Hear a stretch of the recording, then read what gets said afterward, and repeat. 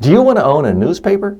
That's the question put out by a newspaper based in Vermont, the Hardwick Gazette. And what they found is that no, nobody wanted to buy their newspaper. Now they're left with giving away the paper in a newspaper writing column contest, which is a little bit sad. It's a weekly newspaper, a small town. It has infrastructure, I guess printing presses of sorts, and what they're finding is there's no value. When you put something up for market, for sale in the marketplace, and there is not a single offer, you need to conclude that the value is zero, because that's what the market is offering. Now, this newspaper may have been an important part of the social cohesion of this community for decades. I don't want to denigrate them in any way, but this is the new media reality. The cost, the means of production of creating media gets cheaper and cheaper and cheaper every year. Digital pixel storage space, everything, it just gets less expensive. The hard part is creating interesting content that people want to spend time with, whether it's reading the old-fashioned newspaper, looking on a screen, text, audio, video.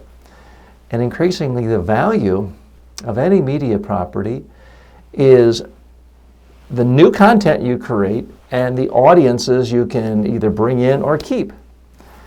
If it's a newspaper, the second you stop publishing for that day or you don't have a reporter, the value is zero. It's less than zero because you have rent, electricity, and other hard costs associated with it. It is perhaps a sad ending to this newspaper, whether they get someone to buy it or win it and have to maintain it.